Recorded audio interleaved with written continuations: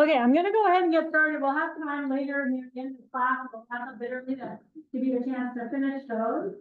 So it looks like we beat it out the first night. I came in and was like, "Whoa, definitely not supposed to be in this class." I think recognize your faces, your all people that should be in this room. This is that tricky time of year where boilers aren't on yet. It's gonna be really hot in one room, really cold in another, and we'll be figuring it out. So we'll put some windows to hopefully get a little more airflow. So, if you don't know me, but I think probably by now you do, I'm Ann McIntosh, and so I'm teaching this course. This is my fourth time teaching this class, I think. It's always a room for improvement, a work in progress in a good way. I'm always trying to make it better. This is a course that when I started August, I thought that there was a gap and that this would be something that would be really beneficial, and so we offered it, and so we'll, yeah, happy to have 24 of you, I think, willing to join this journey, because right, I know some people after 2:15 are like, never again, but obviously you can drink that Kool-Aid, which I'm happy about, and that you're here. Although maybe you're like the internal voice right now, like, well, the podcast I needed, and so that's like really not my thing.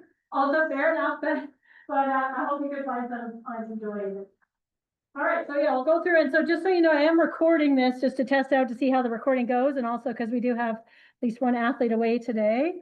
First up, I wanted to start with a land acknowledgement, and acknowledge that we're on Treaty 6 territory, traditionally known as the Peninsula of Massachusetts, or Stony Creek. It was a traveling route and home to the Musqueam, Snake Ewok, Nittany, Tsuut'ina, Dakota, and Métis, and other Indigenous peoples. And so I think it's a good time to reflect on that. And I should note that at 4 p.m. this afternoon, everybody, unless we have, I don't think we have anybody new to campus this year, we have the installation of the National Day for Truth and Reconciliation, all of the flags happening, meeting in the flag at 4 p.m. So I mentioned that in my last class, but if you're able to join us, please. I'm happy to see the more people out there, the better. All right, so yeah, I will be recording these classes and also have synchronous Zoom. This isn't like with the intention of like, perfect, I'll never come to class. There's going to be, especially near to the end term, more like work in class, working on your project time. And also I think the ultimate best experience is to come to class and engage, chat with your neighbors, do the in-class activities. And they say about like the best laid intentions and plans. And I can tell you firsthand for myself, there's always times I think, for sure, I'm going to just go do that on my own time. And at least for me, never happens. Or else it happens like in 15 minutes, like really quickly right before something. And it doesn't happen at the level that, to optimize my learning opportunity from it. So I can appreciate it if you're like a procrastinator, last minute, try to avoid things. I can relate to a lot of this, but also it's not the best path forward for learning. Also, I'll acknowledge that this class is a bit tricky. I have some like bad flashbacks and teaching intro stats in this class, and like pretty nasty feedback. But then I also have people up there and up there, so it'd be great if going forward we all maybe looking to the two over here, and to try and come over this way in the class, and then we're all sort of closer together with humor meet and teach classes. But yeah, we'll have the recordings, and then I'll put them on the playlist. And so, if you're not feeling well, you want to join from home, whatever your reasons be, just know that I can't guarantee that I'll always remember to do it, or that I won't actually forget to unmute, which, come to think of it, we're good. Okay. We're not muted, so that's a good step. And I'm not sure about the quality in this room, so that's also why I'm doing today's even the introduction, to sort of figure things out there. Okay. And why I'm doing that is towards my commitment to universal design learning. I know I'm a fast talker, I get that a lot, and so you can go back and watch things that work clear later. You can slow me down on there, or speed me up, whatever the case may be, or maybe some of you are like, not fast enough. So that's just one way I do that, and then I'll be providing the notes, filling the blanks. Not today, this first day of class. I like to just roll with it and have you sort of hopefully ideally paying attention even more without the fill in the blank piece, and but that I'll have fill in the blank slides ahead of time for you on camera. And has everybody gotten on camera and access the syllabus?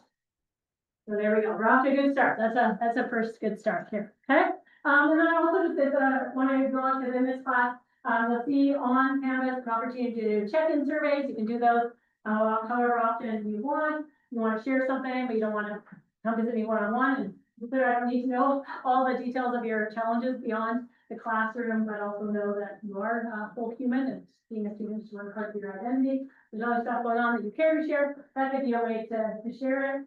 And also on the left here, I also appreciate Kathy Davis, who shared the flexible extension policy that I think all of you have benefited from, say, in my 215 class. So we have a couple of assignments in this class, so I'm assigning some class days. Yeah. So I don't have the form on Canvas yet, but we'll be doing that too. So it's always important to recognize that there's other people's ideas that we get, and we learn from as instructors too. Okay.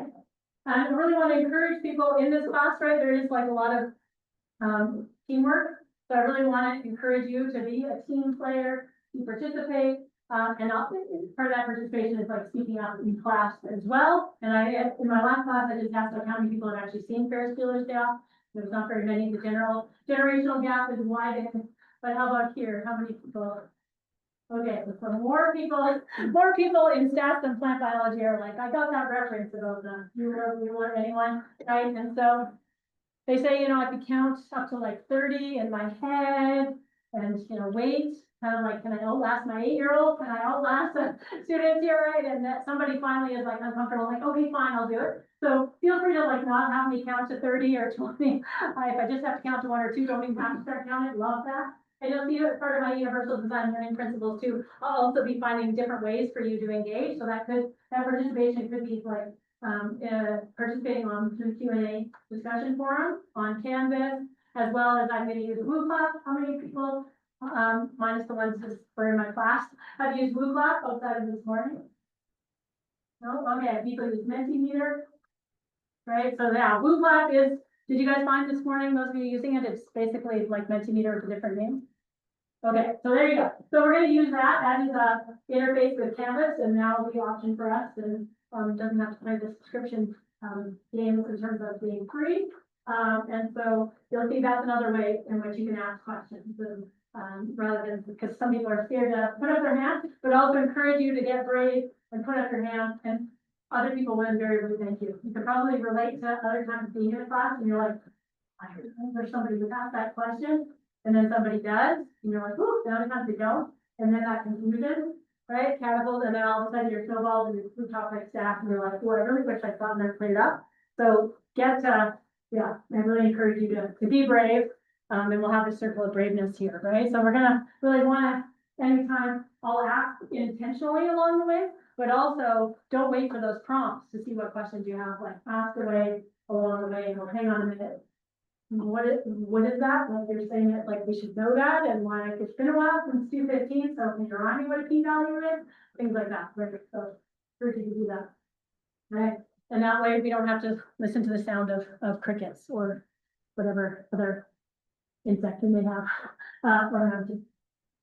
Okay, so we got this first day survey, and so just in terms of you're like, what are you going to do with this information? So this is just information for me. I like to get to know you not just as a student in my class, but more holistically. And of course, it's tricky. We don't have a lab in this class where we can spend more of that informal conversation happening. And so this helps me facilitate that, and always have, well, not always, we don't have a lot of meetings these days, but when I am in my office too, I'm happy to set up a time to meet with you and chat as well. So.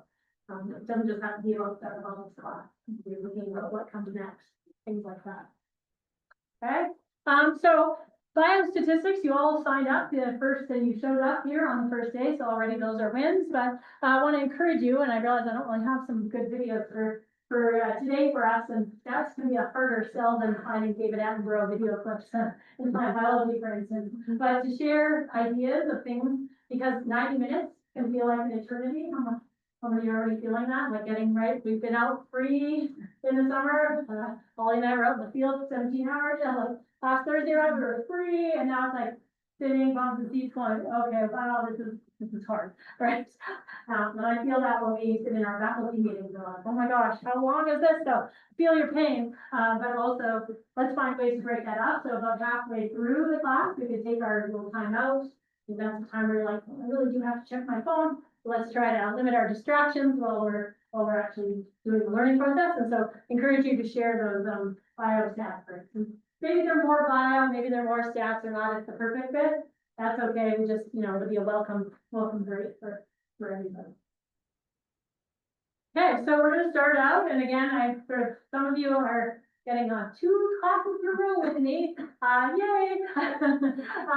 So this is a bit of a repeat for you, but that means that I want to be given the same introduction as I do in all my classes, because I think most of you, but not all of you, and just sort of set the tone in terms of like, what's my credibility, why am I up here, and maybe a couple of you might have to help give you some guidance, because I can tell you I very much am not a linear. I knew what I wanted to be when I grew up, and I just went boom, boom, boom, boom. I was like, woo, sidebar, and I'm in a really good space now. So just, I applaud people that are on wherever you are in your path. It'll be okay. I also remember turning 20 and feeling like I was a failure in life, and like had my early midlife crisis, and I was like, what was I expecting to have done by the time I turned 20? I don't know. It was very unrealistic. All right, so yeah, my office is C-154 from the bright green chemistry lab with the windows. So you can find me there when I'm not in meetings, when I'm not in class. I don't have set office hours or student hours. I like to call them student hours because they're centered on you, not on my office. So welcome you to email me to set up the time. And then we can find a time that works for both of us. Because I'm very good if I have student hours, I sit there for an hour waiting, who's going to come talk to me, and nobody does.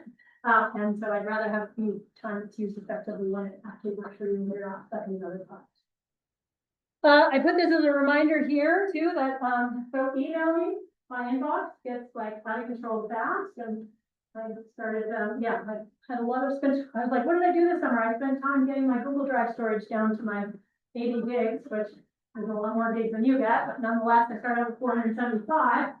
So it was a lot of being kicked out of my Google Drive for a while. And so I tried to clear out my inbox as well, but just know too, I don't respond to emails in the evenings on the weekends, and that's on purpose to set boundaries for you as well to have those. So if I have gotten, sometimes an email at 8 p.m. and then like there's a follow-up at 8:30, and like by the time I get in the morning, I've got like 4 or 5 emails. It's like, okay, hang on, it might be urgent for you, but also I'm not on my computer intentionally in the evenings. Well, I'm trying not to. This weekend may have been a different piece, but there we go. Okay, so just in terms of a bit of background, in terms of where I've come at to be now teaching you here, I've been at August Center for 11 years now. I did my Bachelor of Science combined honors bio and chemistry at UBC, and then I worked at Banfield. I asked this in last class, I'm just in the Banfield. Okay, I highly recommend it. It's a great opportunity. That's where I got my excitement and passion for ecology and for statistics, because those are both courses somehow I managed to not take in undergrad. Part of me feels like, am I a fraud? But no, I've got a lot of lived experience here. So you're already a step ahead of me with that. I did my master's in forest science at Oregon State University down in Corvallis, Oregon. I worked in the coast, got to do things like go surfing, which was amazing. We don't get to do that very often around here. And then I came back, I grew up in Edmonton, I came back to do my PhD on North Campus in the Department of Renewable Resources. Along the way, I did things like tree planting. Any tree planters here? A good lucrative way, at least was back in my day, still don't. Ariane, you did? There you go. It's a good gig. I recommend it, but also don't shy about dogs. And also was a fisheries biologist in a past life, and so working with endangered salmon and steelhead, and headed out to the Snake River and the Columbia River, out to the Pacific Ocean, and also did canopy research. So used to climb 80+ meters into old world Douglas fir, western hemlock, and red cedar trees. And now I'm happy to be on the ground, so they actually terrify me. So like heights, and then for my PhD, I looked at plant community recovery and microbial recovery after Mount Pine beetle, as well as the impacts of the introduction of lodgepole pine to different areas of the world, like Sweden in particular. So in our role, I think like UCS in our role as your instructor or as your teacher, and so there's a broad variety of courses that I teach at Augustana, but right now I have a reduced teaching load, which is why pretty much everybody in here, I didn't teach you ecology. You would have taken it with Pam Stacy or Ariane Silva, and that's because of my reduced teaching load, but that's normally part of my rotation as well. And so also wanted to point out in terms of like you managed to sign up for a second stats course, and I took a lot. I might not have taken any in my undergrad, but I made up for it during my master's in terms of how many different courses I took. And these were sort of building blocks for me to get thinking about what opportunities there were for having stats at the undergraduate level here. And so dabbling in different facets of that. And so I'd like to appreciate too that, you've been brave, you've signed up for this, whether it's just because you need credits or because you're actually excited about statistics. We'll talk more about why statistics matter today, and you'll probably get tired of me trying to reinforce that because stats totally matters. And so it is complicated, and also, as I use this as an anchor, something you may recognize the struggle bus from 215 last year, important to appreciate that it's not like up here I'm thinking, you guys will figure this out in no time, like it's so easy, it's just like, you can do it in your sleep. Like, it's not meant to be easy, but it's at the same time, it's so important, so I'm so glad that you guys are yelled and people were all willing to come and give it a try.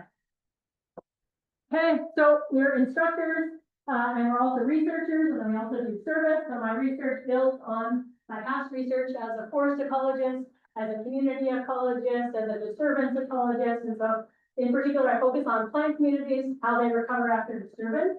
And in this class, a lot of the analysis you're going to do is what we call multivariate analysis. And so instead of like a single response variable, like how did the soil pH change after we harvested forests at different intensities, instead we were looking collectively, like how did the plant community change? How did the soil microbial community change? How did the bird community change? So that's the kind of project you're going to be presenting, and we'll talk a bit more about the assessments, but that's one of the main aspects of this is to get you familiar with some of this more multivariate types of analysis that can be applied in a social science perspective too. Like you have a whole bunch of survey responses from people rather than just one at a time. What do people say to this survey response? Then you can apply that in terms of like, what does it say more broadly based on the set of responses that we got from individuals in a survey. So there's a lot of applications that extend beyond biology. And you'll find that in this class, I really focus on ecological data sets because that's my background. And so just, you can be thinking about, well, how would this relate in terms of like, various different facets of the kind of biology that you're interested in. And coming up, I'll have a survey, so you can pick which kind of capture you'd like to focus on if there's particular kind of disturbance. So we've got the macroinvertebrate data sets, some bird data sets, plant data sets. I just remember last year, I kind of dug myself into a bit of a hole because everybody wanted to do birds and I didn't have enough data sets. And so then I was like, I'm going to create some more data sets. And that took me down a rabbit hole that meant students didn't get their projects, their data sets for like an extra 2 weeks. And so gonna learn from that. And so I'll get you to rank them and I'll do my best to fill yours, but also I think you'll agree with me that it's better to get your data set up front rather than be waiting, going to share and get that go. So that'll be I'm learning along the way. Okay, so yeah, a lot of you, how many people took ecology with Hyeni? There you go. So yeah, so Hyeni happily, she just wrapped up being a postdoctoral fellow with me and is now just moved out to Fort McMurray to work with Wood Buffalo Environmental Association as a vegetation scientist up there. And Holly, worked with me this summer. So I just want to highlight that I have a lot of undergraduate researchers that work with me during the summers, work with my team. I have a PhD student, Larissa, who's here from Mexico, looking at mountain pine beetle recovery, and also Holly and her and I got to go out to Jasper to look at some of the plots out there that were burned, and we should be doing some research there next summer. So just know that there's a lot of opportunities. I shouldn't say there's a lot of opportunities, like 1 or 2 a year kind of thing in my lab, but just knowing that your other instructors are doing research projects, and so you can be talking to them about potential opportunities because we do have, especially for people that aren't graduating this year, opportunities for fellowship, for summer research. So just put that on the radar. Yeah, enough about that. And so then my other role, so I do a lot of service, and that extends more at a local level. I organize the local Terry Fox run, but that's not part of my job. But so the kind of service here I'm talking about is to the university. And so I'm our associate dean undergraduate. This is a brand new role as of July 1st. So it combines our associate dean teaching that I used to do, plus Dr. Brandon Malakis, who was the associate dean academics. So now I'm doing both jobs. We'll see how that goes. It's just a little bit daunting, shall we say. So in your context, I organize that as a showcase, which I think you've all presented in 253 infographics, for example. And you'll have more opportunities to present this year. Both, in this course, you'll be presenting a poster on your data set project. We'll get to. And so I deal with academic integrity issue stuff. So I hope not to deal with any of you in that context. And then I deal with curriculum changes and updates, faculty orientation, lots of different facets. And as you saw through those already, right, it's like so many meetings. So also, again, didn't hear back from that email, sent it to me a couple days ago, should have heard back. Don't think that I won't be offended if you're like, just, that email, right? Like you were gonna respond, because it's, my inbox creeps, like, yeah, it's not just creeps, I guess, it goes exponentially sometimes. We went to the field last week and like there were 70 or 80 new emails. I'm like, what's the right? So yeah, also just put in a plug, and you've had me before, I'm like, life, school balance, because people talk about work-life balance, and then I get my shoulders up on like, why do we put work first? Don't want to diminish, it's super important what you're doing in the classes, but also you as a whole human is also super important. You have your life beyond the classroom, just as I do, and so want to encourage you to put time in your calendar, take time out for like getting out for a walk and, getting out in nature, go for a swim, have a coffee at fika or tea, those kind of things, right? And so for me, what keeps me grounded is my family, my 4 cats and my dog, my 8-year-old Leo, my husband Tyler. This was us camping this summer. No bears. Also I like to do other things outside of school too. So for instance, I like working with my hands. So a project that was maybe 5 years in the works, maybe who's counting, was to refinish my stairs on my basement. So I finally finished that project this winter, mostly. Oh, it's coffee, which is fun. But so again, I also not just an instructor. So there's a fun fact about me. And I want to set the tone, and I like that actually there are circular tables here, or I guess really sort of hexagonal, but not even size, because that will be working and positioning in circles. You'll be in teams. So just really want to highlight how important it is for us to have a model of inclusion, and I call it the circle of braveness rather than the circle of niceness. Sometimes it's not okay to just be nice and like, oh, you can mean that thing. It's like, hang on, that was really problematic. So we're going to make sure that we institute that here and make sure that this is a respectful, brave environment where people feel comfortable speaking up in a good way. I don't really call people if there's any kind of ableist, racist, misogynist, those kinds of languages. No, we call it here. All right, so we've gone to that time where I'm like, blah, a lot of me talking, and we are a smaller group, and we have these tables, and over time, often people end up sitting at the same spot throughout the term. Sometimes I intentionally like move myself somewhere else, but it's nice to get to know your neighbors. So, and it is a smaller class, so we did this in my other class this morning, and it worked well. So I wanted to do introductions because some of you have seen each other in a lot of classes, others are like, ooh, who's that person? And so this is an opportunity to get to know each other a little bit by sharing something. Could be interesting. You could pick up a boring fact about yourself, or whatever the case may be, to do an introduction. Okay. So for me, I thought like I could recognize like this is like a little brain fart here, and I'm at a stage of life that some of you will get to, the perimenopause phase of life, and stats has failed people in the past. I was like, I'm not going to be shy about talking about the challenges and the beauty of hormone replacement therapy that thank goodness is the issues with have been debunked because it's a game changer for me. But for me, my boring fact maybe is that like that is helping me using the hormone replacement is helping me have less of those brain farts, but also finally have some. And so again, like reach out if you're like, wow, I think she said she was gonna follow up on that and she never did. You probably won't. So first one you check in your tables, and then we'll go around just so people aren't called so right on the spot immediately. But just to share, you don't have to take all of these things, but pick something as much as you want to share, and then we're going to get everybody to share with the entire class. So,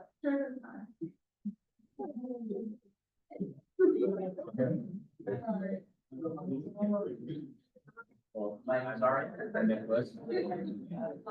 How are you guys doing? 3 weeks.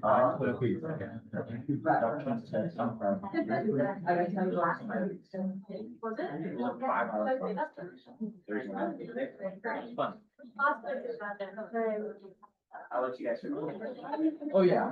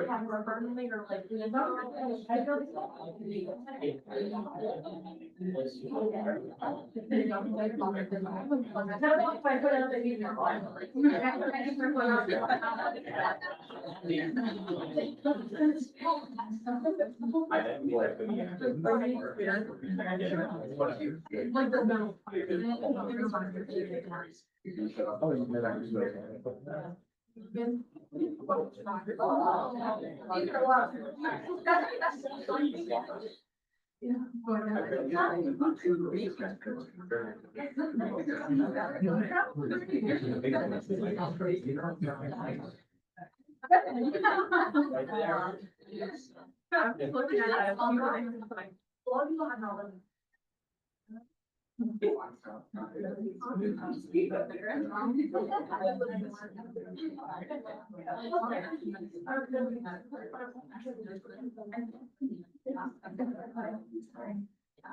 All right, it's getting quiet in here, so I'm gonna start, if you wouldn't mind standing up, if you're getting quiet. And make sure you're giving everybody equal attention, so it's easy to sort of, when you're on people in other parts of the room, this is sort of like, I guess, about her mom, I was like, make sure everybody, again, the circle of greatness is feeling heard and respected, so listen equally to everyone, please, you want to share?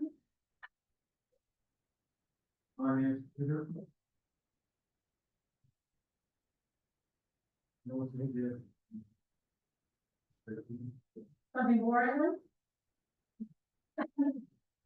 Okay, all right, Peter, well, we'll let you off with that, then. Okay, yeah, that's okay, thank you. My name is David Peak. I enjoy hiking, so I'll be on this weekend, the secretary of the fire. Just began this. Oh, yeah, yeah. Love it. And I remember it's like a big nurse, remember, we're smaller, we're building our community, and like, everybody's got something, you're like, I know that you can be you're interesting, but you can also be boring, but you're gonna.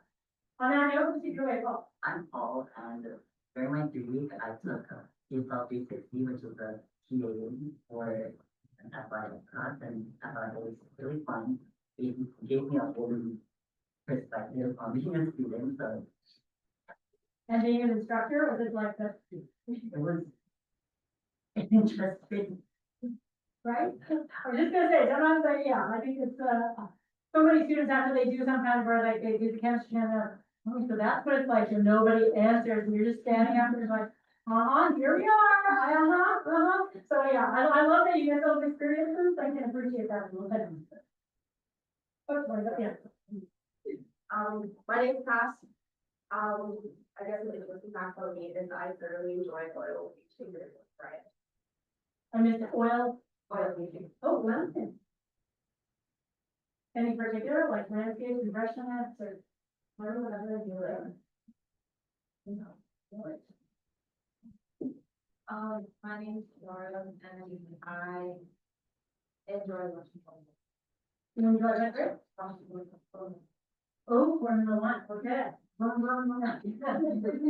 adrenaline of that, everybody was fun, I get mixed up, but, I think that's when I used to be in Vancouver, and Washington through town.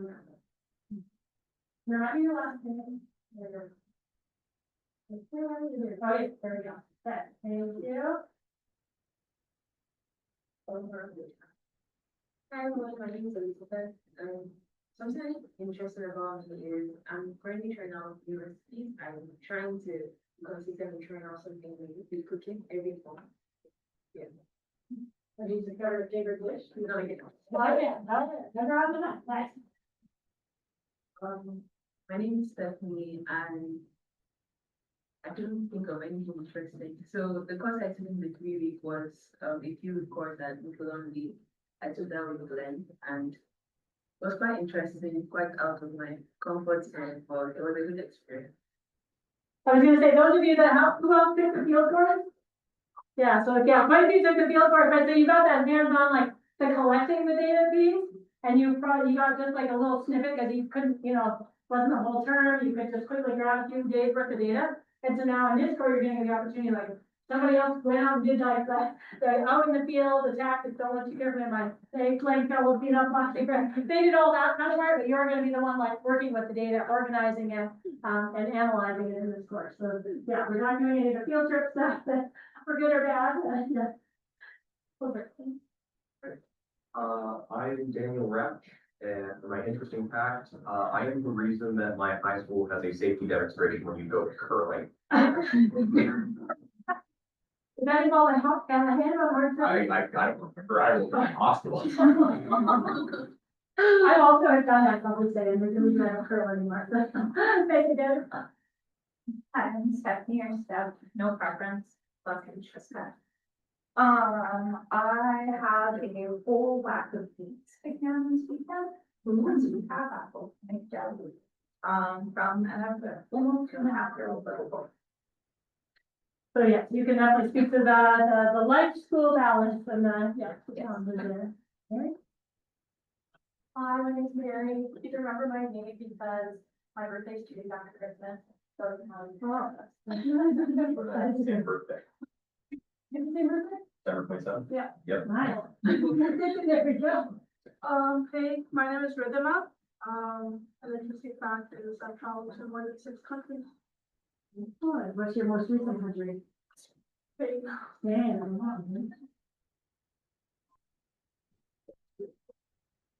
Hi, I'm Dua. I'm taking artificial intelligence course, which is something I didn't think of taking as a bio student. I'm currently doing a Python language. Ooh. Very good. Well, see, and that's a good lead-in, because you might not have even thought you were doing any programming. So you're all gonna be doing programming, not in Python, but in R. So there you go. You're like, on one hand, the point and click of Java, but R is like you get to write the code, and the person may be like, what? But also generative AI can be your friend in that context. We'll talk more about that, but also, like, it actually in the big picture is much better than code and click. You have to run things, rerun things and stuff. So there you go. Thank you. Yeah, so My name is Kazia or Kaz. I have no preference. And fun fact about me is that I really love teaching swim lessons, aquafit, and the bronze courses. is that at the pool? Or a different No. one? Yeah. In Republic. Oh, okay, just gonna say, I haven't seen you at the, yep, it's been a long time, cool. But now 8-year-olds can go to the pool by themselves, that's a game changer in my world. Love that, just say it, but. Yeah, let's go around this one. My name's Nicholas or Nick. Do you have a preference on which one? Nick's easier. Nick, okay, You care, or if you want to call me Nicholas. no, it's whatever you, I wanna. I think of a fun fact. So in the 3 week, I took a 5-hour improv class in the theater building over there, and it was really fun. And if you have the chance to do that, do that. Yeah, because I think those courses I heard from like take you out of your comfort zone, so you're like, Yeah. hold up my hands and like, yeah, okay. So I'm gonna remember that.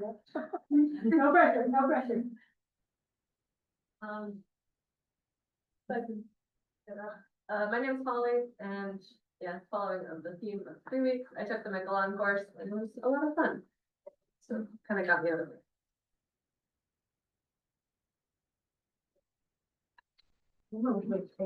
I know, this is the dilemma with this room, I know, trust me, yeah. I'm Marley.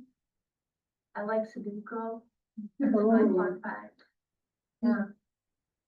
Did you do the New York Times one? I don't know New York Times. Oh, it's good, there's like 3 and then it makes you stop for the day once you get them all. Yeah, there's an easy, medium, and hard. Anybody else do the Wordle? Yeah. I gotta work on time. I have lots of goals on in this class, well, maybe this class too, but the fun biology, having like a Wordle, which stuff, maybe a long people. I'm Ari Mayer, and the fact about means that in the 3 week, I am helping the Massachusetts Education School Commission develop storybooks for their elementary students. Oh, that's really cool. The one with Stephen Friction? Yes. That's fun. Hi, I'm Brandon, and a fun fact about me is that I love to play sports outside of school. I am on a hockey and volleyball. You're not becoming a hockey mom this Oh, sure, I'm like, oh, gotta figure out how the equipment goes on and, yes, that's it. That's you, so begin. I'm Jessie, fun fact, I work on welding shop. Ooh, as a welder? No. She's like, I got some things, so I did that. General labor. Right, I can weld, but not professional. right, that's like a lot of education. Yeah. Okay, love it. My name is Erin. I took the 3-week Echelon course as well this past month. And I know the fact that I like documentation. Oh, Like my hobby right now. well, we had an auction at the daycare and like there was this box and I was like, sure, we'll update it and somebody else will bid on it, I know. And I opened it up, it's literally like this. It's sitting on our table, it's been there for months. I was like, this is our summer project, now I think it's already your project, yeah. So, yeah, if you have any, we should talk, like, I need tips on like, how many in a row, can you like, yeah. If you don't know what we're talking about, it's good therapy, again, like, just have to give your brain a break. David? My name's Ava, and fun fact, my hobby is I love being outside, I love hiking, skiing, everything else. Excellent. And did I miss Jessie, the other Jessie, is there a Jessie Mach? Okay, make sure I didn't miss that, and Azalea's playing volleyball, she'll be back, okay, great, well, thank you, everybody, for humoring me and your fellow students with your introductions, but that way, right, you sort of ripped off the Band-Aid of now you know a little something, or not, about each other, and so when you think about grouping up for teamwork and whatnot, you know, you could maybe be a little more comfortable reaching out, getting out of your comfort zone to talk to people. All right, so what we're gonna talk about next then is a bit about the course, and I know it's not everybody's favorite, like, oh goody, we just get to go through the syllabus.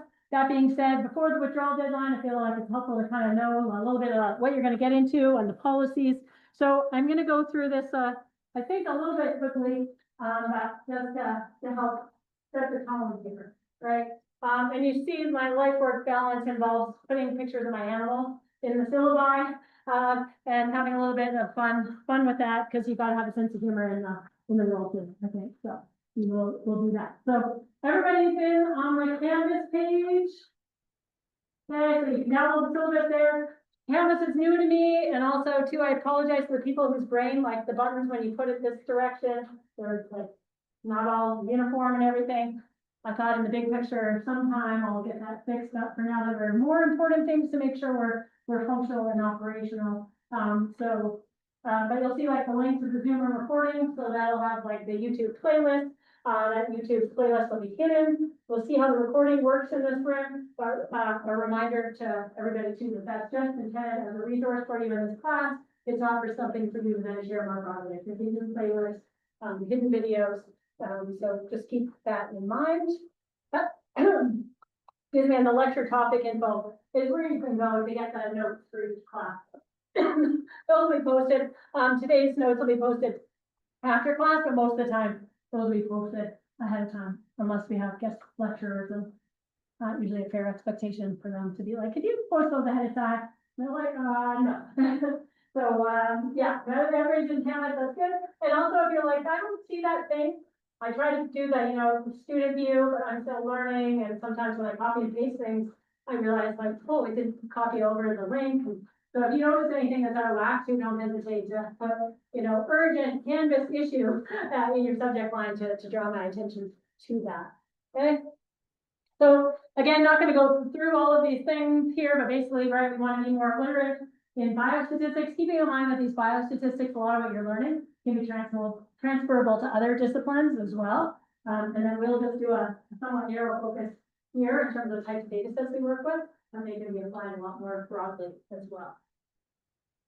And as I said, we're going to do we're going to go beyond just one response variable, like something like the soil pH or the number of species, to that multivariate component. And that's going to make a lot more sense when we actually get there. I think it's something that sort of can be hard to get your head around. Like, what do you mean? Well, we've got this value and this value and this value. How can you look at them all at the same time? But that's exactly what multivariate analysis does. So it'll make more sense. I think that the key is to bear with me, and it's sort of that analogy I used in 215, right? Is like trying to put the pieces together for a puzzle without having the box.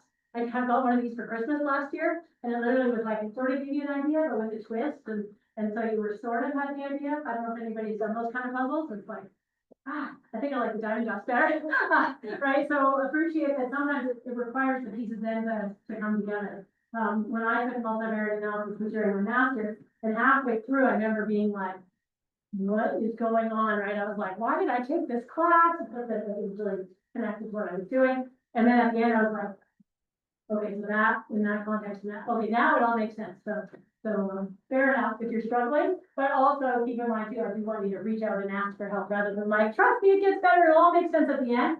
Because if nothing's making sense at some point, right, you don't want to just think, it'll all come together magically later, also. So we'll keep that in mind. I've got some resources on here. That being said, I don't think really any of them, like I'll have them as a library, if you will, if you want to come check them out of my office, they still can come in my door for you if you say I want to take a look at them. But that being said, a lot of the resources I find are pretty like more graduate level-ish and like intense and like you start to read it and go, could I just get the ChatGPT to set a summary? But that would be shortchanging you, and we're going to talk about that's the research generative AI. But just know that there are resources out there, but we won't have, like this is part of the zero textbook cost initiative where we'll not have you buy anything that you don't need. There's nothing that you need. I will encourage you to bring your laptop to class, and I don't know how the plug situation is in this room. It's probably dire like most places. Well, there are a few. Yeah, so there are a few plugs.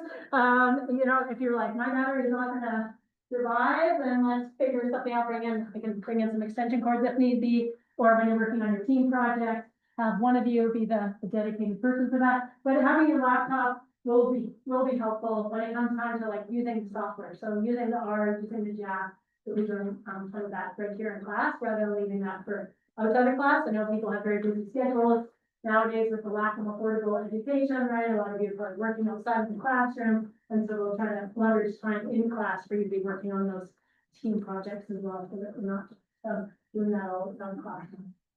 And you're going to want to make sure you get the software installed on your machine. Still lots of time for that to happen. But remember, the help desk is open between 10 and 2 on the main level of found installed to help you with that as well. And I couldn't calculate it, but really, I think just like some laptop or even your phone calculator is sufficient. We're not going to be doing any work any of that stuff during fact. For the most part, we're just going to be thank our studio for doing the work for us. And as a reminder too, we have the wonderful statistical tutorials, and I'm in the process of adding additional R Studio one. So R is like the coding language, and then R Studio is the program that is a front end that makes it a bit more friendly and will color code things and help you know where things are going sideways.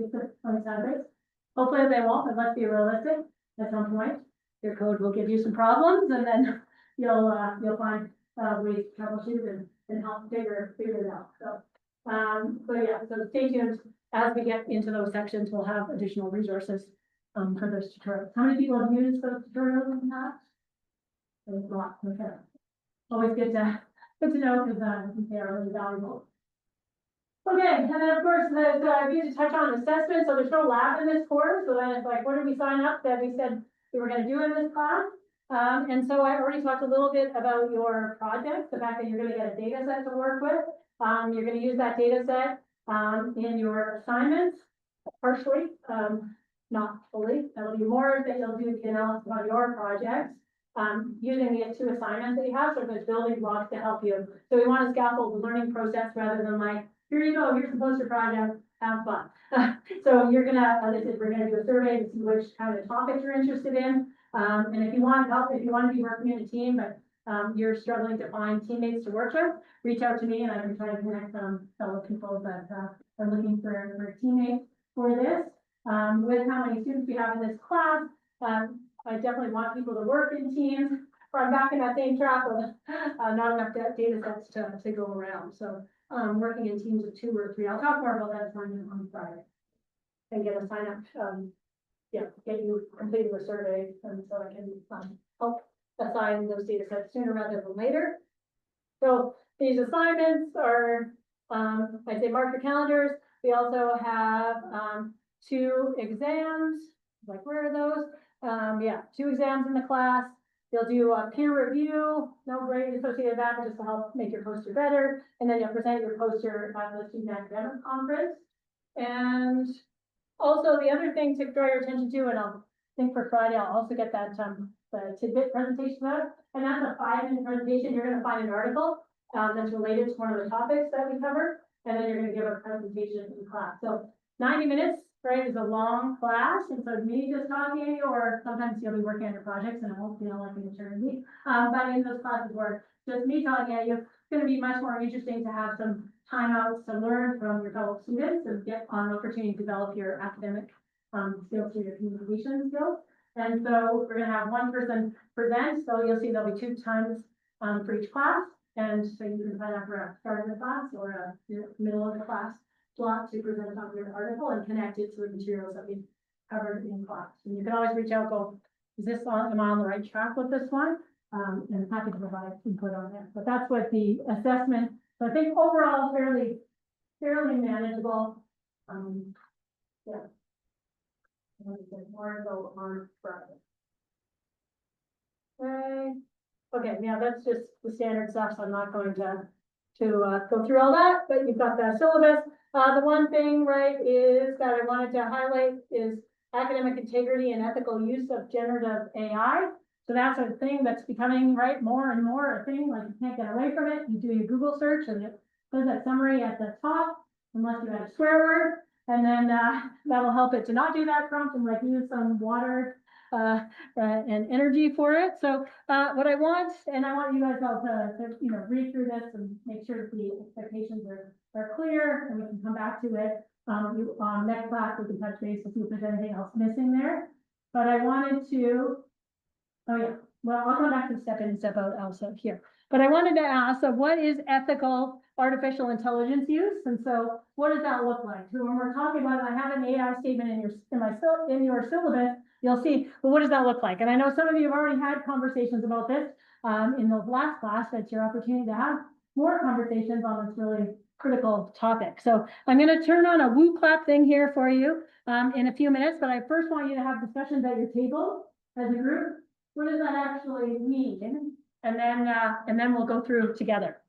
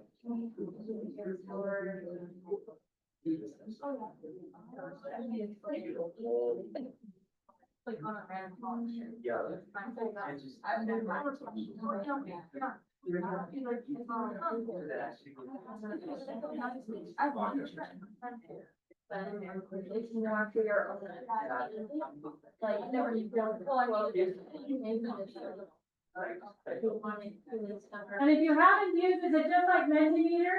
So when you're ready to, and try not to like look up there and have that bias your answers there, but when you're ready, you go to wooclock.com, type in the RJZ gut, and then you can enter your responses there. Only when you're ready. Sorry to interrupt your conversations.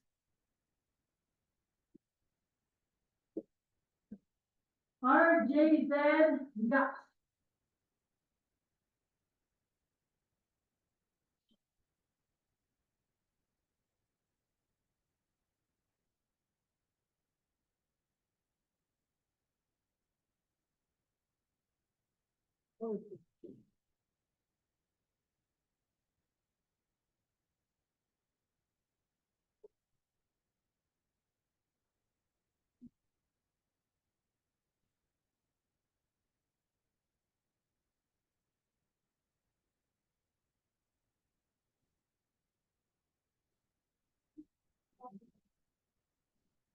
There's just a.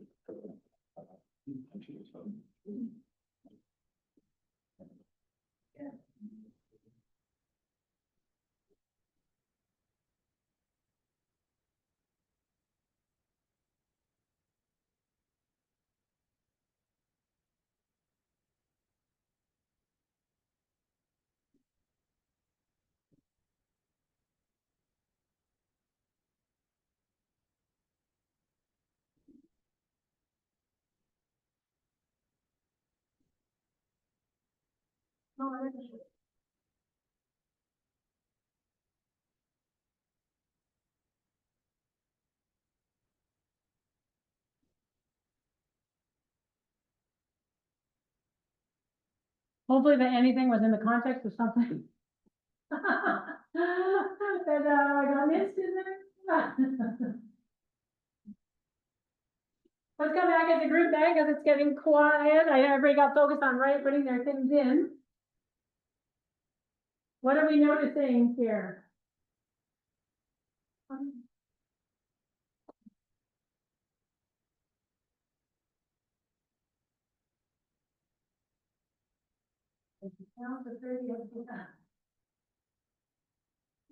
Thank you, Ava. I guess you can use it as a tool for studying. It's kind of like helping you out, but it's not great for like actually doing work for you. I think that is our key. I probably, I wouldn't get an honest answer. I answer and I was like, how many people have used this? In a pinch or whatever, right? We've all done things at times where we're like, probably we knew it was a bad idea, but we still did it. But we're not gonna do that in this class, because also, right, the matter of all academic integrity, I don't wanna know your name from other contacts in my other role as associate dean undergraduate in the student academic integrity policy piece of things, right? So yeah, using it not just to do the work for us, but studying, right? What's an example of how you've used it for studying? I want to give an example. Yeah, sometimes I put my study notes into AI and then I generate practice sets from it. Nice. Yeah. And then does it give you questions or a whole test? Yeah, they'll give me like questions or like if I have a gap in my understanding, they'll like teach it to me in a way that I understand it. Yeah, it has that process like, okay, yeah, but no, tell me more, be more clear, what do you mean by this? And so you guys practice with the prompt aspect of it. Anybody use it any other way? The concept is like that she mentioned is too broad. That will explain to you like every Right. everything like this one is different that is like Yeah, I like that, that's sort of bring it down to a more approachable level perhaps, right? Because also too, right, as scientists, as biologists, right, we use lingo all the time and we sort of take for granted that people know that lingo. Also, I try not to do that, but also catch me if you're like, what do you mean? Like, we'll say, we're gonna do some NMDS, and I'm like, non-measured multidimensional scaling. It's not so bad as it sounds, right? But I know in my new role, there's so many acronyms, like the government, like the governance at university, and I'm like, what is this? I have to go to the PST again. I'm like, what is that? Program support team. I'm like, okay, thank you. Like, what are all these things? So yeah, that's a good tool, really good too. Anything else? Other ideas people have? I think I saw something in there, coding. Is that in there for R? And I even have that in my statement. You'll see is like, absolutely. Like I just am a self-described. I'm not a big R super user myself. I use SAS, a different programming language, and a couple offerings ago, I was like, it's time to embrace the R world. It's free. No sense having you become expert in this other software called yours that costs money, right? This is a transferable skill that you're getting out of it. And so yeah, the generative AI stuff is going to be a help with that too. and then it's something that I don't have to memorize that you can do this thing. So that's really right. But it helps me kind of generally achieving something that I could use to Yeah, and mnemonics those are a helpful thing either way. You don't have them making the keywords to remember. I remember string on the violin, so I remember GDAE, I think. There's some only supposed there, but yeah, exactly. Please don't remember. Okay, good. So yeah, not appropriate, right, to do your poster for you, not appropriate to do your assignment for you, right? That's also right, naive, I think if I'm like, just don't use it. I know in 215, stat 215 last year, something that was like, that's a really interesting response and not at all something we covered in class. I wonder where they got that one from, right? And also I think we can think about too the limitations with AI as well, right? It's not perfect by a long shot. And in fact, it can be quite problematic. So, and either the environmental impact of that slides here to talk a little bit more about that. But in our faculty workshop in the spring, knowing that not all of the instructors actually were too familiar with generative AI. We had, Center for Teaching and Learning team members come down and chat with us, and they had us do an exercise of like having chat, whatever it was, Gemini, ChatGPT, I forget which one, there was like, have it draw an overflowing glass of wine. And like the wine was like half full. And I don't want to use all the bandwidth, so don't all everybody go and try to say, like the environmental impact, right? But also the limitations is like, we can use it as a tool, but we also have to recognize the limitations that it's not necessarily, it doesn't necessarily have the right answers, right? It's doing machine learning with all the data it has, but you know, it's not gonna be perfect. So recognize limitations. I think it's done better with citations. Back in the day, it was like, oh, that's an interesting citation. That journal did not exist. Now it's like the journal exists, the authors exist, but that particular journal or article doesn't exist. So it's getting easier and better and stuff. But rather than try to game the system, let's use it for the value, but also appreciate it when we graduate. And this was where I sort of put my mom hat on. I'm like, why are you here, right? And so we were like, I want the parchment, and I can care less about the learning along the way. I hope that's not what I understood, but also fair. I talk to my brother sometimes, and he may have those kind of feelings back in his day, for instance. But just think about the skills that you want to develop here, and you know, how can you use generative AI in ethical ways to help support those goals, as opposed to like that you're good at, you know, typing the prompts and getting it to do the work for you. And so I'll put those on after class, but later on, probably not till this evening at the rate things, all the meetings I have after that. I'll put you our work, I'll paste it into the notes that I post on, I never say in class. I need that, so I'll put that down, okay? Okay, so yeah, so then there's things like, so to add a little bit of humor in here. And I was like, go away, stupid thing. Right, so beware of like that you want to actually make sense of it. As tempting as it may be, I was like that discussion paper from my data set from 2013. Testing, but not gonna do it, right? So you want to take ownership of your learning. And I thought this was a good article that our colleague shared with me from Instagram. So probably everybody's been on some kind of social media, something or other. And this was one that just came out, right? And that talks about how AI is demolishing our education. And it goes on from there, and has some things to think about is like, there's a focus on external results at the expense of internal growth. And so this, I like some of the output this article had to say, right? You don't want to outsource your thinking. You can use it to help you study, but also ultimately that you take ownership, right? We need to, whoops, another thing, touch screen, right? So we want to develop your grit, your critical thinking, your ability to function smoothly and respect all of those kind of things. And if we just use ChatGPT to give us all the answers and stuff, then we're really doing a disservice to ourselves. And so I appreciate this perspective as somebody who's in high school. And so like all of you are navigating a world that it's sort of hard for us to imagine what it was like. That being said, I remember back when Wikipedia came out, the sky was falling, but I think this is a whole other level than Wikipedia, let's be clear. But yeah, so it's interesting times that you're getting to live through and experience. Okay, oh yeah, and then this is a little plug too about that energy impacts part of it, because that's the part where I was like, ooh, this is fun, let me look at this one, and I was like, ooh, the environmental impact.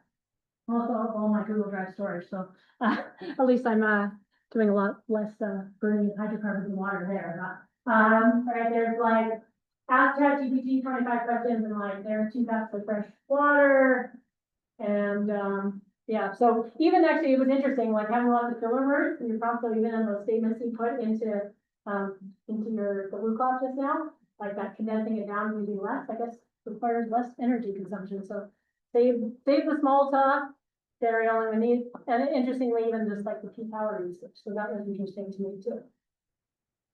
Plant a tree, there we go. Yeah, so use AI, like I am absolutely not of the mindset we shouldn't be using it. I think it does have lots of good value, but think about using it in the appropriate times and not becoming overloaded. Anyone else? Any other thought? Anybody else think about the environmental footprint when they're using it? That's actually for me with like, well, actually, then I'm thinking about my 475 gig storage. So like, that's a lot of data, water, and energy too. So I'm feeling better about all the weeks I spent getting my stuff done. Okay, so yeah, this is more resource stuff, active learning, you have those of you, Thurman, this room, how many BS people, okay, we have more teachers in the room here too, so I have sort of my one pager and then I have a 3-page teaching philosophy, if that's helpful to you to sort of get some perspectives of why it is I do what I do, and others also maybe have interest. Why did she make us talk to our neighbors, and why did she make us do this project, and this spiritual learning and stuff, it's all, there's good reasons for it, even if sometimes you might want to roll your eyes and go, oh, we have to again.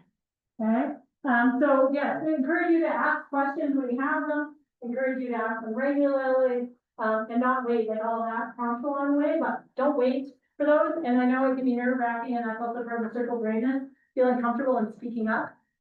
Because I've probably been in classes where you're like, please, somebody got that, tell me they know sense. And my brain works, and like, I'm learning more the older I get, is that I've got some diversity in the way my brain works. And so sometimes I may be halfway through something, but you are like, hello, what did you kind of missed joining, having us join the conversation at the beginning. And so if there's those moments, right, I think that's clarified. Other people really appreciate you asking, rather than like, ooh, 3 weeks ago, I think I should have asked that question that I was embarrassed to ask because I didn't want it to be a stupid question. Meanwhile, I'm sure you've been that student who's like, well, I'm glad that so-and-so asked that question. And so many times I have people at the end of class who are like, I think on this slide here, I think you actually meant like that 5 should have been a 4. And I'm like, oh my gosh, totally. Why didn't somebody put it all the time? Because now everybody's confused and nobody's gonna remember to go back and fix their notes, and they're gonna be like, oh yeah, it's 5. It's not. So please encourage you, like, and maybe make a mistake in that context too, and it is actually supposed to be the other number, but that's how the learning happens too, so that's what I'm gonna say there. And then also just a reminder too, to reference before you do ask questions, I'll check, is it in the syllabus? Because often it is, but then maybe it isn't, okay? All right, so there's a lot of like, kind of just quickly went through all that, but you've got the syllabus, you can download it, you can print it or not print it, but take a look at that, and then we'll come back on Friday and see if there's any outstanding questions on that. But before we move on to biological analysis, any questions that come to mind? Practice that bravery. All right. That's always the space too, where I'm people are like, I'm not making eye contact. All right, I get it, I've been there. But not the students have been very keen to ask questions at all. All right, so then we're gonna move on then to spend the rest of the time here talking about biological analysis. So the first thing what I want you to do is brainstorm and identify 7 to 10, whatever, if it's 5 or if it's 12, whatever, but do them one at a time. Something related to statistics, biostatistics, could be your feelings, perceptions. I do this each time, and so I've got the ones from last time and the time before that. We'll do the word cloud again, and then you're gonna, we'll see what sort of themes come up with those. So I think it makes sense to stick at your tables for these conversations, and take it away.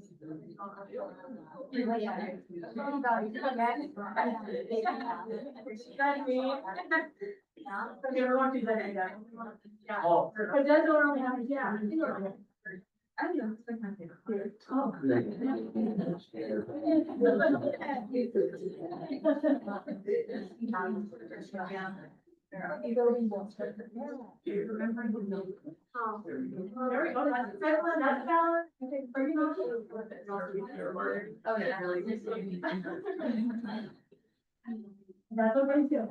And then you can watch it on the site. What do you think later? Oh yeah, I'm gonna get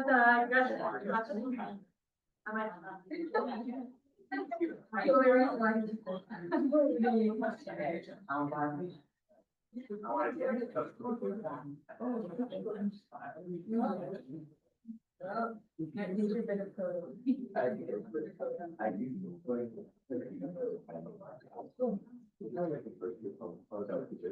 you got them, you can have them, do them one at a time, so rather than, fall in one big line. I know it's like.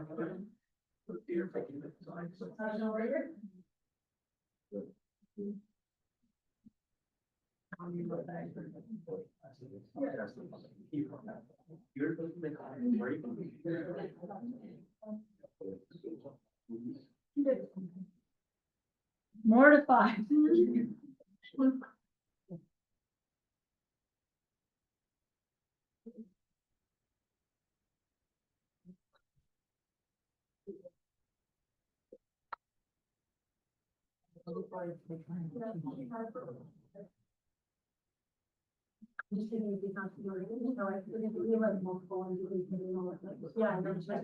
Yeah, okay, cool. I haven't seen that other, user part of this, great. Thanks. Right here.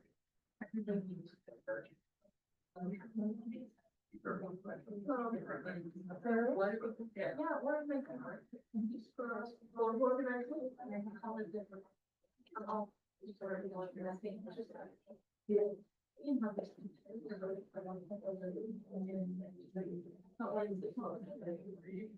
Very simple.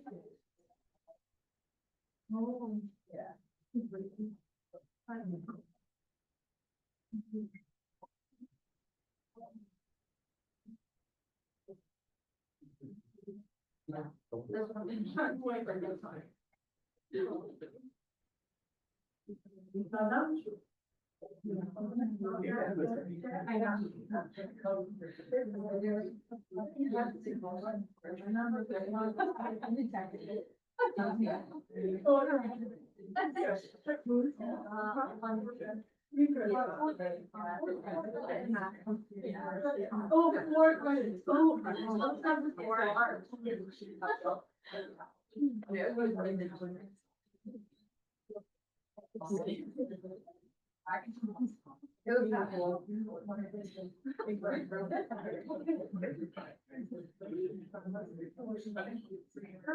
We're another 30 seconds, so wrap up that in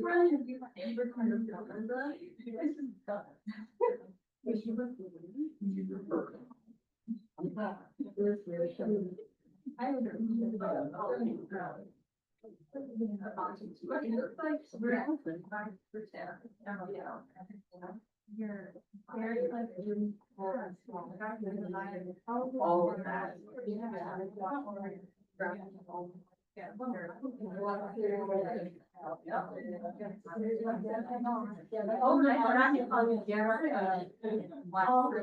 yeah. Okay, let's come back as a group. So when we look at this list, what comes out, what pops out of this? Positive, negative, neutral, or emotions, or feelings, but nouns, everyone's scared? Neutral at best. But that? Neutral at best. Neutral at best, fair enough, okay, next we've got annoying, somewhat excited, here we go. Fragile, sciencey, light at the end of the tunnel. Mortified, scary, complicated, new language, needed for credits, fair enough. Right, I don't judge, confusing. But hopefully right less so, once you actually dig into them. I don't know, do you think back to 215 at the start, was it just like, and at the end? Well, you're all here, and there was a prerequisite, right, so you made it through there. Less confusing, I do it. And I like that hopeful is centered in the middle there. And there was relevant in there, right, necessary. Yeah, so those are also, I think, good words to recognize, and of course, I may be biased in that, but I very much, think that stats, are really critical, I'll talk more about that too, so, yeah, how does it tie in then with what we saw, in other years, so. Maybe I'll put these in here, right, as we had more of like words, like the actual, like the p-value and regression, last time around, I liked tolerable. interesting, right? I'm not sure about bold, but, intricate, reliable, complicated, sort of kind of themes. And in the past, significant, complex, and data came up front and center. So there's a lot of different elements there to think about, right? And so do a check-in, think about what your words were now. And like when we come back and do this later in the semester, let's see where you're at with this, and if you're more I feel the same, I feel worse, I feel better, whatever if you're feeling value or emotion associated with it, or if you're just like, yeah, okay, it's credits and gonna get it, and we'll just roll with it. It's fair enough that people aren't all gonna be as passionate about it or excited about it. Yeah, so as I mentioned, I'm just gonna keep this up because then we're gonna go right back to the woo clap thing again here. So, what are we gonna do in this class? So just, some of it's gonna be more reviewish, and that's the stuff where people are like, yeah, okay, get to the good stuff, right? The life cycle of a research study. We're thinking about study design, experimental design, or we talked about like blocking and, what's that all about? So we'll touch on that. Again, you can take a whole course as I've done on experimental design or on study design. Because remember, there's experimental studies, and what's the other kind of studies we talk about? Observational studies, right? Limitation with observational studies. What can't we do? What's that? Could still be statistically significant, but Ava or manipulate. Yeah, we can't manipulate them. We have to observe them and their impacts on our end. Really make direct inferences about what area. There we go. Yeah, does that sound familiar, right? Correlation doesn't equal causation. We're going to talk more about like why that matters, and I think today is a day to pay attention to that quite a bit. It's we released in the States. Yeah, so there's lots of different facets of stats that we're going to come back to. And I was like, hi, I kind of remember that. So we're going to talk about that, and we're going to check on more like metadata. So the meta is in this case, we're not talking social media stuff. We're talking about like the data about the data. And so in those of you, for instance, that took the field course, you collected your data, you could make sense of it. You gave that data set to one of your friends. Did they make sense of it? Yeah. Depends on how much background information you give them, right? So the metadata is the data about the data. And so you're going to have really good metadata for the data set that you're going to work with, so you can make sense of it. And these are, I hate real world because this is the real world in here, a world beyond the classroom, like actual data sets that scientists have collected. And then I tried to like change the names of things and stuff so you can't identify them. You can't just go look up their paper and go, well, I'm going to do what they did and like find exactly the same thing. So some changes in there. And then we're going to do also the ecology piece comes back in terms of, we're going to do some biodiversity measures, so different more descriptive statistics about our data sets. And then we're going to do some analysis on those as well. So we're going to have our univariate, like the ANOVA at upper level. The two-way ANOVA, where we're looking at not just the effects of one factor, but two factors, and whether there's an interaction of them. That'll make more sense too when we get there, and then we'll spend the rest of the class on the multivariate stuff, where we have more than one response variable that we're looking at all at the same time. So that's where we're going, and then doing some follow-up from that, visualizing our data, doing tests, like equivalent of ANOVA, but with multivariate data. And then if we do see there's differences, what's contributing to them? Like, is there a particular species that we find over here, but not in this, like in this kind of forest, but not in this kind of forest, in areas without dams versus areas with dams, those kinds of things. And it'll make more sense when we get there. So the thing I want to ask you next then is, why do statistics, and we'll say biostatistics, so what are the broader implications? Why do they matter? Why? Not just because we need the credits, right? Thinking bigger picture, why do biostatistics matter? So I want you to chat with your group. Got to find that. Yeah, there we go. That one. Why do they matter? And so, yeah. And I'm just going to turn the display off for now so you don't get the bias, but if you need the code again, let me know. RJZ gut. Should still have it open.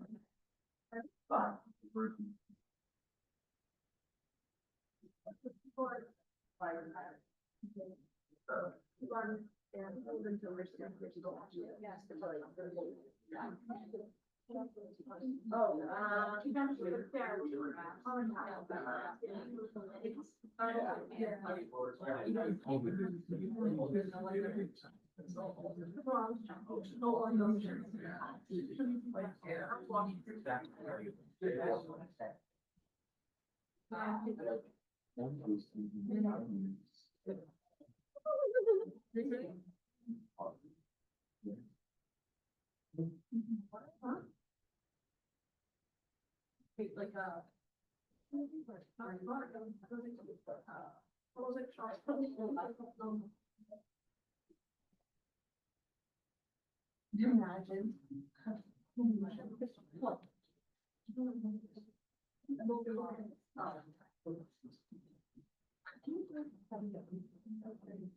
All right, I'm gonna call them up, so people are gonna do, all right, but.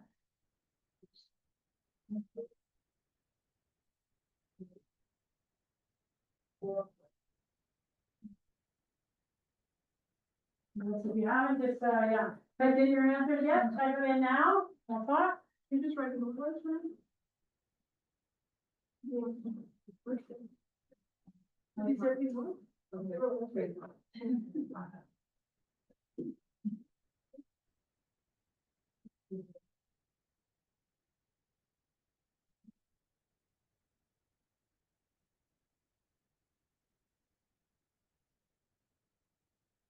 Okay, let's come back as a group then. So what are we noticing? What are we seeing here? What's in the middle? Understanding. Probably a good thing, right? To actually understand. What does it all mean? Rather than like, well, we collected all this data. We don't analyze it. What does it actually mean? We don't understand it. And we could just do descriptive statistics, but the actual doing the analysis to test for differences, right? Is it just anomalous that we have variation in a population? Or is there something different going on in this population versus this population, right? And recognize we never expect things to be exact equal, and that there's, right, we measure what, how do we measure the spread around our mean? Our data are normal? With our standard deviation, right? For instance, we're always coming back. At some point, we'll do some more review when we get actually into the stats part. We'll, in the past, I've done that right at the start of the class. People are like, oh, no, I don't remember that stuff. That's wait until we're actually gonna use it back in class again. Right? So what else do we notice in there? What's that? Relevance, right? How relevant is having some trust in evidence-based science right now in the world? Huge, right? And so in my evaluation class time around, I was told I got too political in class, and I was like, well, that's just gonna be me. So I'm just gonna tell you, right? I believe in vaccines. I believe in climate change. These are things that I think are real. The evidence, the science supports them. And there's a lot that's going on in the world that doesn't, is not evidence-based, I would say right now. So if you're like feeling getting into that, it's because it's from my mind of being an advocate for science and a believer in science. And, you know, it's not like I have some kind of agenda that I'm trying to get political here. More just I'm trying to advocate for science, clear communication, understanding scientific articles, all of that kind of stuff. So keep that in mind. It's not like I'm trying to offend anyone, but also I'm deeply concerned with the state of the world. So I thought this was a good one. And so I just put these out yesterday to see, because, right, if you follow along what's happening in the States, and maybe you're good at not, I don't, you know, they don't listen to the news, in which case, I guess, good for you. I have a hard time turning it off, but they, you know, they're going to have a big announcement on, like, they found like what causes autism. And it's like, how many years of research has there been research done on autism spectrum? And I don't think the answer is one quick thing, and like now within a month, they've got all the answers. But, so I haven't been on the news, haven't had a chance today to look at, basically they're saying Tylenol, that seems to be from where the direction that they're gonna go in the States, is that they're expected to announce that Tylenol taken during pregnancy causes autism, and that there's a drug, leucovorin, can treat it, right? And so they're gonna, yeah, so I like, there's a lot of different, people that you follow on Instagram, you can get in your own bubble, and I'm probably in my own bubble of the kinds of things that I select for. But we have to be aware exactly of that point, and so I've just taken snippets of this, right? Anyone claiming a single cause is oversimplifying a complex medical reality. So anytime we have somebody saying like, oh yeah, this caused that, like we've got the answers. So like, wait a minute, is this an observational study? Was this a clinical trial? Is this looking and combining data from a whole bunch of data sets to tell a story, or is it not, right? And so we also have to think about what's changed over time, and so that we have better diagnostic criteria. And so rather than all of a sudden everybody is autistic, right? Well, we have better criteria, and the criteria have changed, and we can better identify it. So that can also be part of it. So we want to be thinking, right, is who's missing, who are we measuring, and who was missed before in counts as well. So I think that's a good example there too. And just some other things, right? This is, whoops, forgot this touchscreen thing. So, right, even in these studies, they're like, acetaminophen claims, this review's results were so inconsistent, a meta-analysis was unable to be performed. Some associations once noted, the rest found nothing, right? We cannot answer the question about causation. And it's just like when we compare ice cream sales and crime going up in the summer, right? Correlation doesn't equal causation. Polio vaccine, incidence of polio also go up in the summer. We want to go for those spurious correlations we can, so we have to be aware of that. So that's, I think, right, is at the center of thinking about things. So we have to, I think, be really good stewards and advocates for science more broadly, and having that statistical understanding. I like that we put that understanding right in the middle there. That really centers it so that we are using evidence-based information. And it isn't to say that all of a sudden we learn something new and it changes things. That's why we talk about things like the theory of evolution rather than this is exact fact, right? It's very evidence-based and well-informed, but ultimately we're very risk-averse. And they were talking about on CBC this morning as I was getting ready, listening to our researchers saying exactly that. It's like, these are all like, we talk about things thoroughly, we never want to talk about truth, like we're very risk-averse in that world. So beware of those kind of things like what's coming out in the media today. Okay, so there's a lot of weaponization and disinformation out there. And so I think what you're going to do in this class is better to go up against that and be an advocate for the scientific process. And that doesn't mean you shouldn't question it. Go, hey, wait a minute. In fact, that's what we should do. We should look at flawed studies and go, well, that design there means there is no school book inference to talk about cause and effect, and so on and so forth. So I think we've got to definitely keep our critical thinking on and question. But question from an informed place of understanding the statistics and like, was the right tool used for the underlying attendance measure? Did we just say our data are normal and clearly they weren't? In the field course last week, I saw so many great presentations, and they were all like, okay, yeah, the data were not normal, so we used the non-parametric. I was like, nicely done, right? You weren't just trying to like squish it and make it work in a system that it did. So you may hear me getting a quote unquote political, but that's just me standing up for science. And so it's not my intention to alienate or offend anybody in that context, but just to remember that science should be at the heart of things. So we got just a couple minutes left here, but I want to leave it there and give you a chance if you want to finish up your form. Otherwise, you can bring it to class on Friday. So we got to get used to this Monday, Friday kind of rhythm here. We're just going to take a bit of adjustment and figure out when to eat lunch. Those of us taking the 2 classes in a row together. But the good news is you survived the first class. And I hope you don't panically withdraw. Come talk to me, but I'm really excited for this semester with you. So I'll see you on Friday. We're going to see you a lot. I don't know.